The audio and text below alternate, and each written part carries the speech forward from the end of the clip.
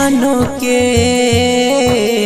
ज्ञानी छै शारदा भवानी छै। ज्ञानो के ज्ञानी छै शारदा भवानी छै। रहे जब उपास छै कोई नीक एहसास छै। सरस्वती मैया छै जा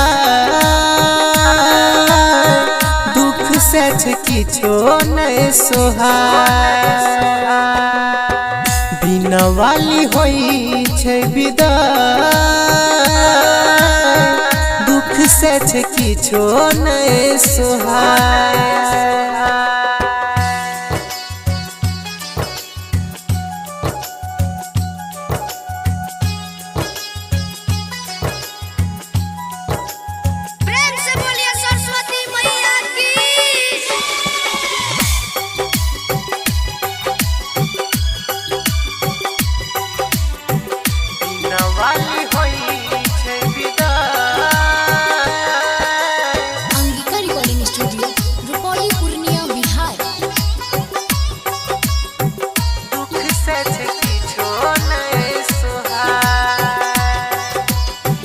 मोहनी मूर्तिया देख नजर नहीं हटई छै।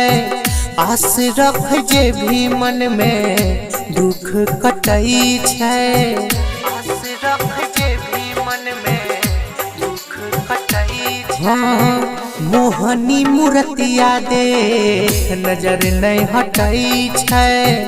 आस रख जे भी मन में दुख कटई छै। सब में बसे ओकर अंश छै। गजब मुस्कान मैया के साथ में हंस छै। बिना के बजबैया हमर सरस्वती मैया खाना पीना किछो नहीं छै भाई। दुख से छै किछो नहीं सोहाय। सरस्वती मैया छै जा दुख से छै किछो नहीं सोहाय।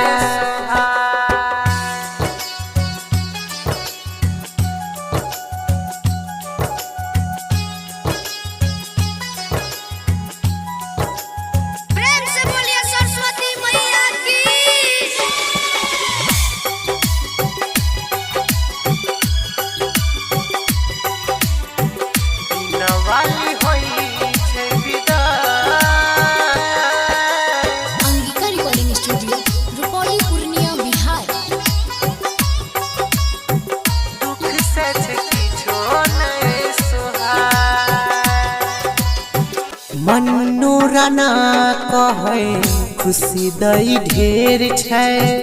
हर साल में एक बेर आबई फेर छै। हर साल में एक बेर आबई फेर छै। मन्नू राना कहे खुशी दई ढेर छै। हर साल में एक बेर आबई फेर छै।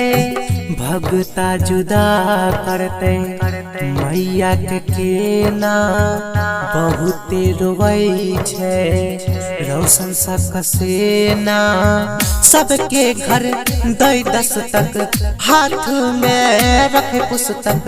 फिर भी छे मंद मंद मुस्कान